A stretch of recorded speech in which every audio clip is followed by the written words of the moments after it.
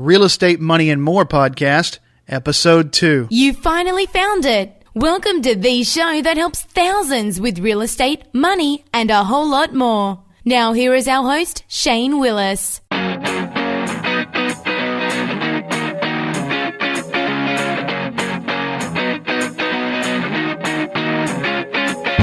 Well, hello, and welcome to Real Estate, Money, and a Whole Lot More. My name's Shane Willis, and this is the podcast for investors and entrepreneurs to get ideas and tips that can help them succeed financially and in life. It is my sincere hope that we can be a small part in helping you get to the next level. Thanks for coming to our second podcast. For those of you who heard the first one, thanks for coming back. And for those of you who are listening to the first time, well, I wish I could say that was a sound effect and it was planned, but I can't. I'm not quite sure what that was. Okay. Beauty of live. Yes, I guess I could edit that out before we put it live, but why not? This is a real show for real folks, and something just fell somewhere, and I'm not quite sure what it was. I guess we'll figure it out afterwards. This particular show, we're going to talk about sellers. People selling their homes. What type of mistakes do I see all the time in the marketplace? And really kind of one of the things that I advise my clients to do. I had wrote a free report, and it was the 6 mistakes homeowners make with selling their homes and how you can use them to your favor. There's really 2 parts to a real estate negotiation. One of them is price, one of them is terms. And when we're negotiating the price, there's a lot of things that sellers do that hurts them. I think if you take these 6 steps that we're going to talk about here in today's show, I know that as a seller, you can get more money out of your property. I'm just that convinced. I know it. As a matter of fact, these are some of the steps that I tell my clients they must do in order to qualify for my 59-day guarantee sold program. I have a program out there to where I guarantee you an offer in 59 days as long as you follow all the steps. So this is kind of a little insight behind one of the things that I do when I'm looking at helping folks list, helping folks sell their homes, and hopefully you can get a little bit out of it. I get the phone call all the time. Here's the phone call. Listen, my property's not selling, Shane. I see 2 other properties in the neighborhood. They just went under contract, but mine's not. It's been on the market for a year. It's been on the market for 6 months, and we're not getting any activity. So I don't know what I'm doing wrong. Obviously, I've done something wrong. Can you help? I had this conversation just 5 weeks ago. A lady had a property on the market with a different person for a year, 365 days, literally. And she contacted me. I had heard some of my other speeches, some of my other speaking arrangements, engagements, I think is the word I'm looking for, not arrangements, speaking engagements, and had contacted me because she had a house here in my area that she wanted to sell. And she was now in California. Now I'm in Northwest Florida, so that's a long ways. We're 3,000 miles away, and it's been on the market for over a year. So she asked me, she said, what's going on? Obviously, my first question is, well, what's different? What's different about the house? Is there repairs that need to be done? What's wrong with it? Which is the exact thought that all the buyers looking at her house is saying too. What's wrong with the property? It doesn't sit there for 365 days if something's not wrong with it. Now, she asked that to her current agent, and the current agent said, well, it might be slightly higher price than needs to be. Well, the dog door doesn't work in the back porch section of the right backhand that nobody ever sees section of the house.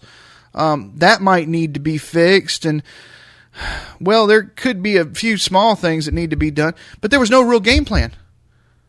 This agent had no game plan for this flan. That's me talking today. Hang on. Okay, maybe that'll help. It's a game plan for this property to sell. They didn't even know what it looked like, to be honest. I asked them more questions. And I found out that this seller had made one of my 6 deadly mistakes right off the bat. I don't ever talk down about another real estate agent. Never will. You'll never hear me talking bad about another agent. I just don't believe in that. There's no sense in it.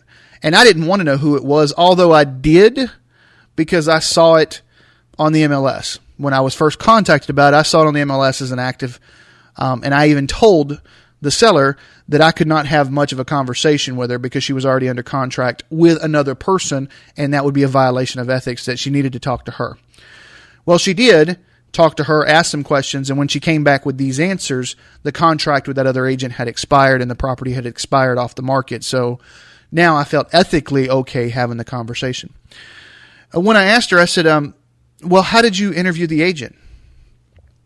Here's mistake number 1. Ready?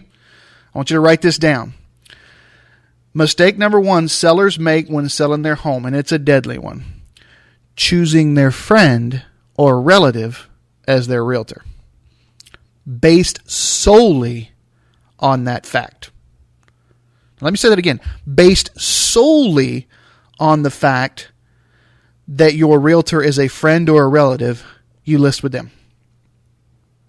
Now, I do sell property for some of my family. I do sell property for a lot of my friends. A lot of my clients become friends, but they also know that I'm a professional and I do this for a living. This is what I do. And without sounding too cocky, I'm good at it. I know what I'm doing. I know how to get this done. But there are some people that use just that. Now, let me give you a statistic. In the state of Florida, you know what it takes to be trained as a real estate license agent? 63 hours. It takes 63 hours worth of training to become a real estate agent in the state of Florida. Then you have to pass, obviously you have to pass your background check, so let me clarify that. And then you have to pass the state exam. That's it. At that point, you are licensed to handle the transaction that for most people is the largest transaction they'll make in their lifetime. This is the largest asset they will handle in their lifetime, and you got 63 hours worth of training in you, so you're qualified to take it. Now, let me put that in contrast. Ready? Same state, here in Florida. You know how many hours of training it takes to get a cosmetology license to work on someone's hair? To cut their hair? 1,200. 1,200. That's over 19 times the amount of training to cut someone's hair that it takes to be able to handle their real estate. Am I the only one that sees a problem with that? That's not equality. That's not the right amount of training in my mind. We have, in our office, we have an apprentice program. So if someone comes into our office and we expect them to get a license at the beginning of the apprentice program, but they're not allowed to really work with a buyer or a seller alone for over a year's worth of training with a mentor. I have an apprentice now, just got her license yesterday. She's all excited. She said, I was talking to someone the other day and I have an appointment set up. They want to sell their house and they're friends of mine. And I told her, I said, okay, that's fine. When are we going? Well, they don't want to meet with you. They want to meet with me. They want me to sell it. It doesn't work that way. But unfortunately, most people do not have that mentor trainee or an apprentice mentality. Most agencies don't. There are a lot of brokerages out there that'll take that brand new licensed person. Come on in. We'll throw you in the training program. But day one, you're in the training program, you bump into a friend of yours who's talking about selling their house and go, hey, I just got my license and you're wanting to get active. So you go out and list it. But are you doing them a service?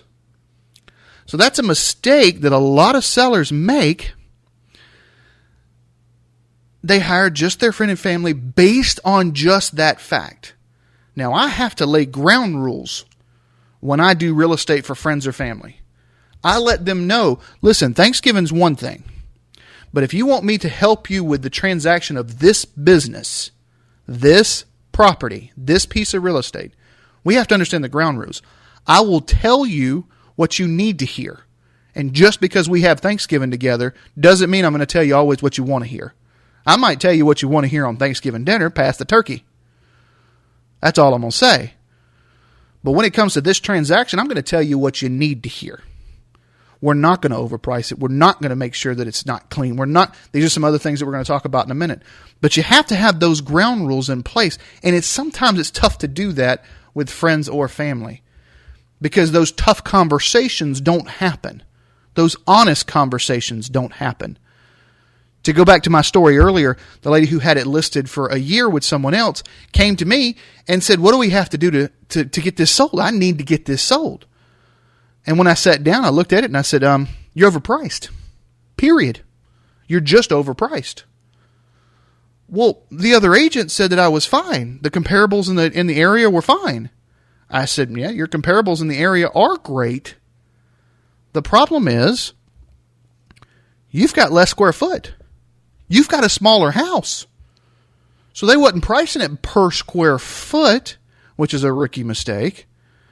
They were pricing it based off of just, hey, this neighborhood sells at X dollar amount, so let's list it there. I said, you're about $20,000 too high. And that's for you to be right at market. Right at market value. So in other words, you're only capturing about 10% of the eyeballs that are looking at property right now. That's it. Because you're $20,000 too high. Or in this case, about 15% too high. That was a tough conversation.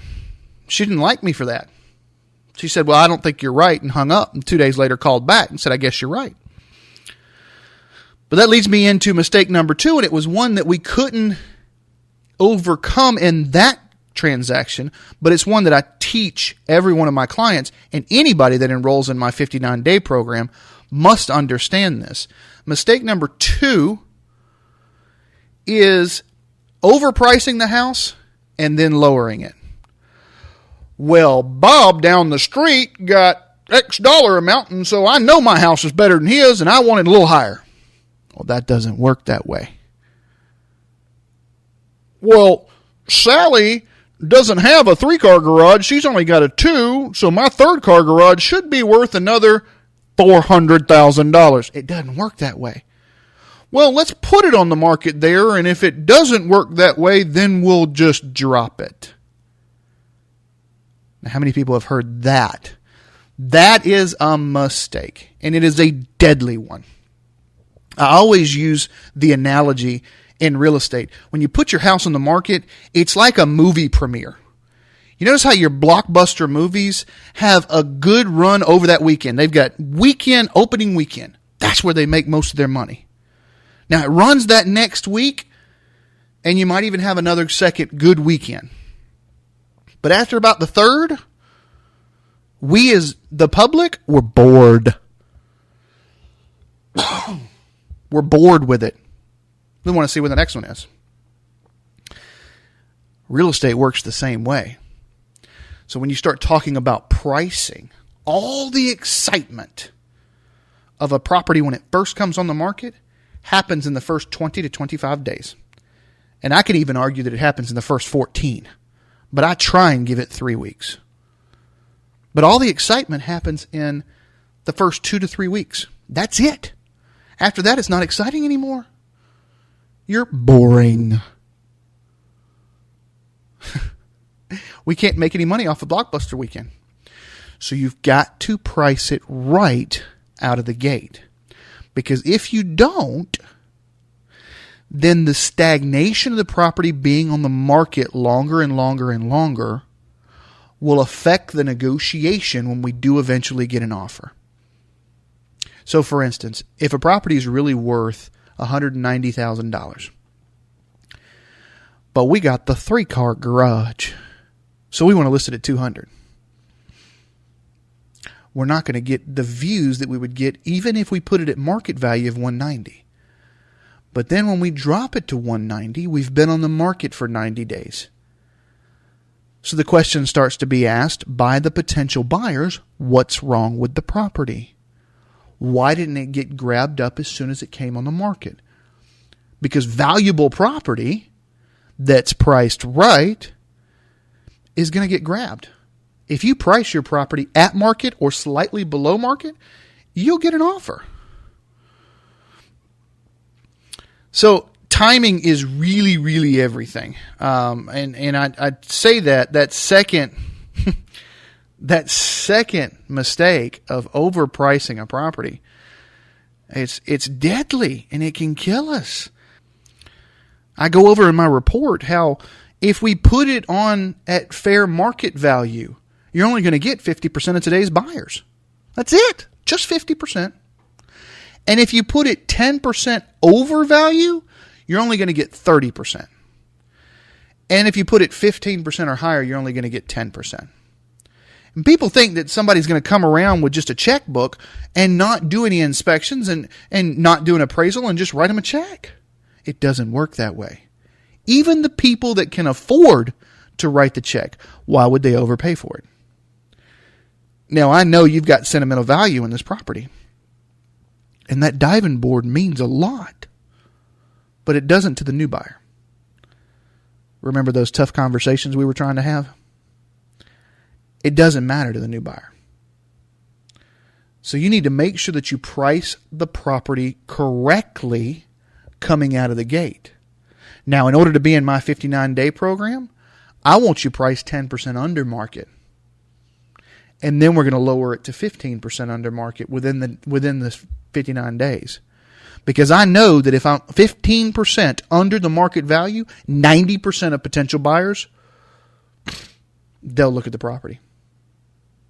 It'll start with just 70%, but then I'm up to 90%. And I can guarantee that we're going to get an offer at that point.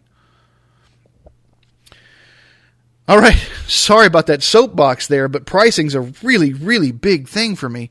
And it's a conversation that I have to have every day with pretty much every seller. There are some sellers that understand it and don't ask a whole lot of questions about it, which I kind of discourage. I want people to ask questions. But now you understand my thought process behind it, and I think you can implement that in your negotiations when you go to sell a property. The third mistake, no pre-list inspection. Oh, that's a big one. There's a lot of people that look at me funny, and that kind of separates me a little bit because a lot of sellers don't want to pay for an inspection. But statistics have shown that what you could have fixed from a pre-list inspection, pre-list, not least, list, pre-list inspection for $1 will cost you $3 to $4 if the buyers pay for the inspection. It's kind of like playing poker. A pre-list inspection is like playing poker with your buyer, but getting a chance to take a sneak peek at your opponent's hand before you bid. One of the biggest negotiating points for a buyer is the home inspection. They want that third party, independent, doesn't care about the diving board, doesn't care about the sentimental value of the third car garage that holds the ATV that we've had some great times on. Doesn't care about all that. They want that independent person to come in and check the structure, check the outlets. They want to give it a good once-over look. So if that's their biggest negotiating point, if that's how they're going to bet their hand is off of that inspection report, why wouldn't you spend a couple $100 to get one yourself? It's only a few $100. It's not much. But I can send an inspector out who's done an inspection, gives me a good list, and then me and the seller can sit back down. We don't necessarily have to fix everything. There are some things we might not fix. But the major stuff, yeah. I just got finished with that this morning before this recording. I was sitting down with my seller. We found a couple of fogged windows, which we knew were going to be there, but we got it on the report. There's a couple of leaking faucets that we're going to get fixed, and there's some condensation under the air conditioning unit. So we need to get that cleaned out and resealed up. Then there's some other minor stuff staying on the carpet. They're not fixing that. But if you as a seller can get that pre-list inspection done and then offer that to the buyers before they even make their offer, showing them, hey, we've already done the inspection. You don't have to worry about it. Here's what the inspector found, and this is what we did. Here's the pictures of it done. Or here's the receipts where we paid whoever to do it. So it's already done. We've had the home inspection done. We don't even need to play poker. Don't beat me up for a home inspection on our negotiations because I've already done one. I've already preempted everything. If they like the house, here you go. You know exactly what you're getting, and we can negotiate in real good faith. Now, not to say that people that don't have a pre-list inspection are negotiating out of good faith or in bad faith. That's not what I'm saying at all. But I am saying that if it cost me $4.50 to fix something found in a home inspection that a buyer did because I have to do it quickly, or I could do it on my terms and only pay $1 for it, that saved me money.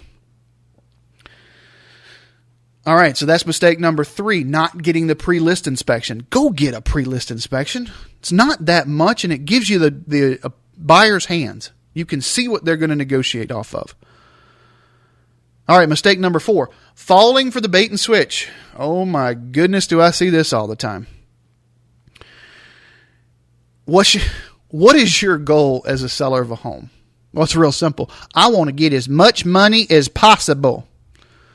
I get that. I understand that. I think every seller has that same goal. Maybe not in that same accent that I just did, but they do have that same goal.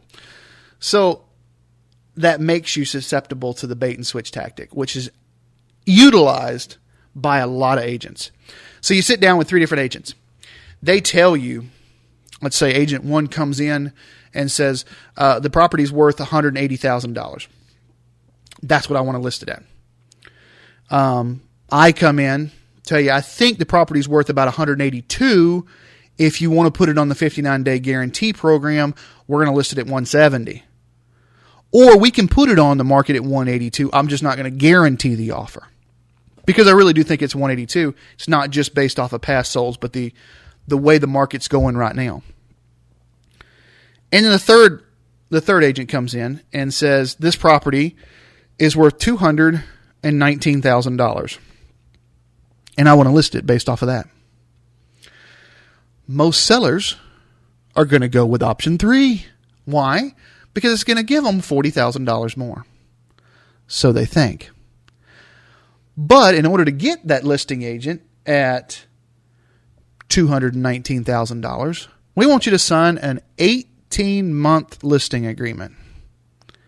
18 months. 18-month listing agreement at $219,000.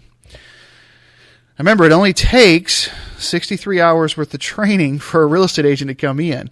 So it doesn't take a whole lot. The ease of entrance into this business is scary. Now, that's in here in Florida, and Florida is one of the bigger states. There are other states out there that have less hours. What you've just done, or what that last agent that came in and got you to sign that 18-month listing agreement, they just bought the listing. They came in and bought the listing by giving you information. They didn't pay you anything for it, but they dangled the carrot saying, I think it's worth $219,000. Now, if you've got 2 other agents that got you in the 180s and somebody comes in at $219,000, I'm going to raise a red flag immediately. I've seen some of these quote unquote, bought listings with terms as long as 2 years. A 2-year listing term. I would never sign a 2-year listing term. Are you kidding me? The longest term I have ever signed is 12 months. And I don't like doing that. But sometimes in some of your resort areas, 12 months gives you all the cycles. Some of these condos that I work with here, if you go through the summer, you might not ever be able to get in because it's weekly rentals. And the tenants won't let you in. So it might be, hey, we can't do 60 days or 90 days because we can't even get in to see it. Okay, I can justify that. But 2 years? Shut up. You don't get 2 years. So after several weeks being on the market with no activity, guess what? That 219 agent's going to be calling you. Listen, we may have been a little aggressive on our pricing. So if we're aggressive on our pricing, I think what we need to do is drop the price. Maybe to 200. Now, I know immediately some people would say, well, Shane, that's still $20,000 more than what you said. Oh, I get it. But remember, we've also broken other rules now. Now we've been on the market for 4 months, 120 days, which means we've lost our blockbuster weekend. We've lost that whole time frame. People are starting to wonder why. And we're still too high. Still too high. So we're still overpriced. So we're going to go another 4 months being overpriced.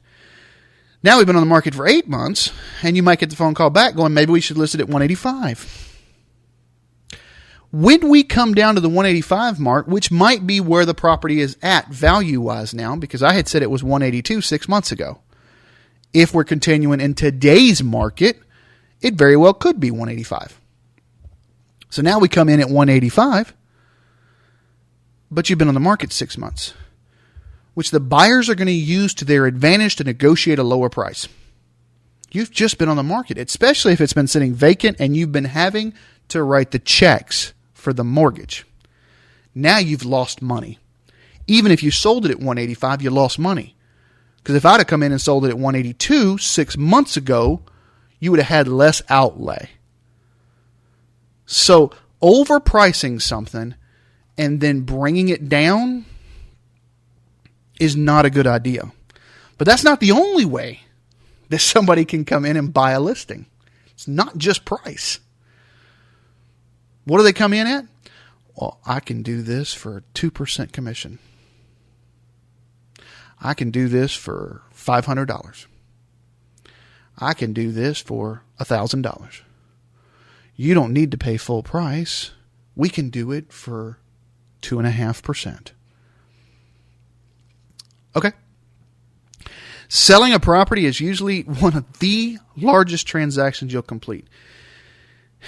Do you really want someone who's willing to negotiate away their livelihood, their money, very quickly with you?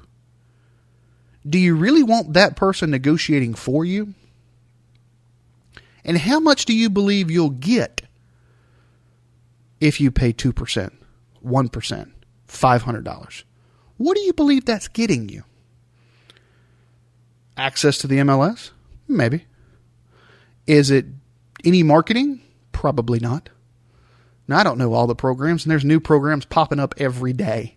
It happens. But do you think that discounting their livelihood is also going to help you get your property sold at the highest price with the lowest time frame? Probably not. One of the other things you want to ask questions on is when you're talking about a commission with someone, with one of the agents, how do they split that? See, some people don't know how real estate works.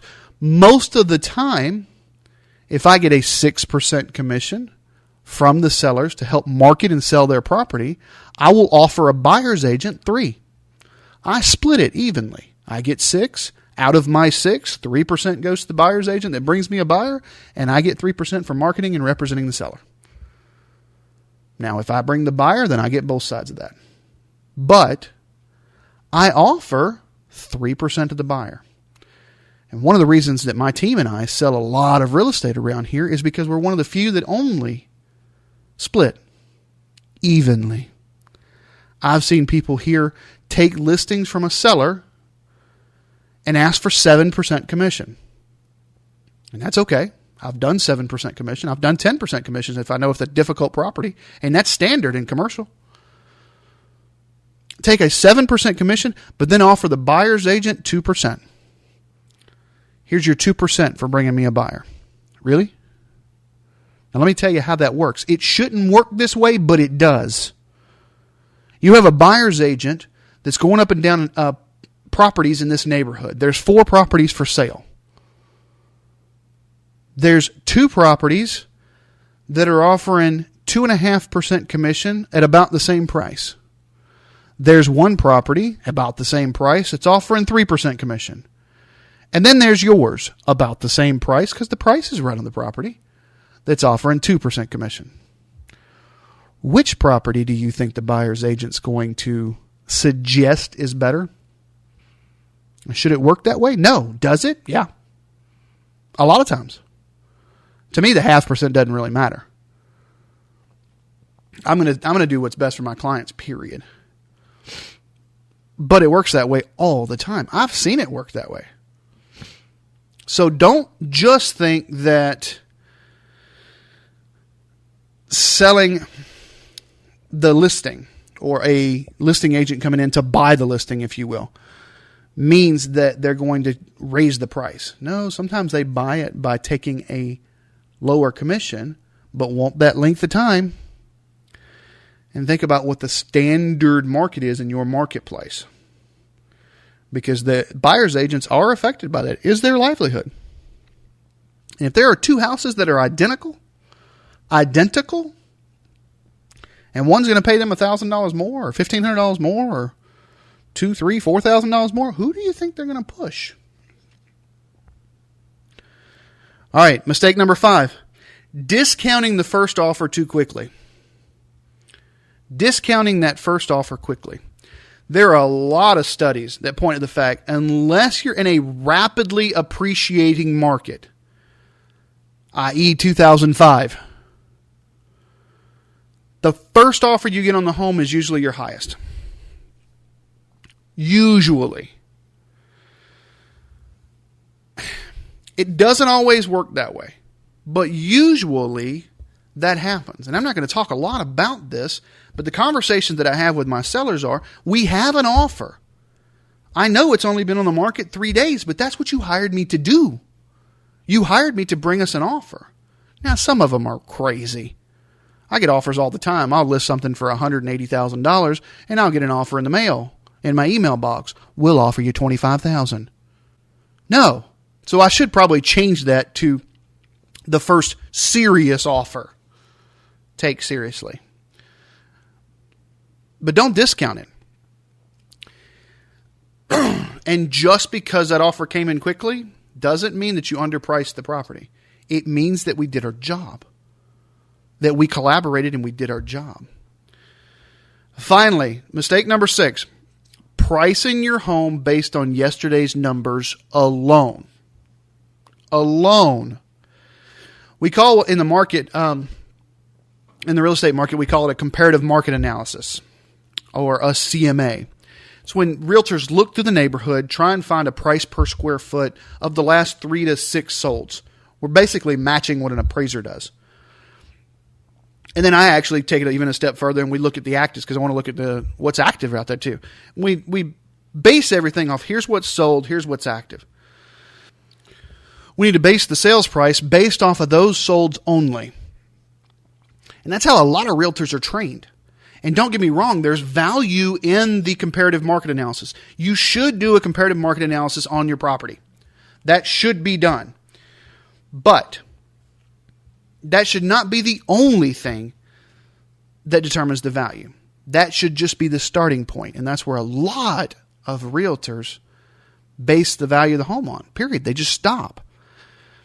We can't see into the future, but you need to have some sense of where the market's going. If we are seeing an appreciation of 1%, 2%, 10%, and when I say appreciation, this works when we're seeing a depreciation as well, we need to factor that in. If the last sold was 3 months ago, and we're seeing about a 6% appreciation a year, that means that about 1.5% higher is the true market value right now. So it is slightly higher than what that last sold is, as long as you understand the numbers. And the numbers are hyper-local. You can't go off the National Association of Realtors numbers. Here, you can't even go off the Florida Association of Realtors numbers. I talk with a lot of asset managers because I deal in real estate-owned, bank-owned assets.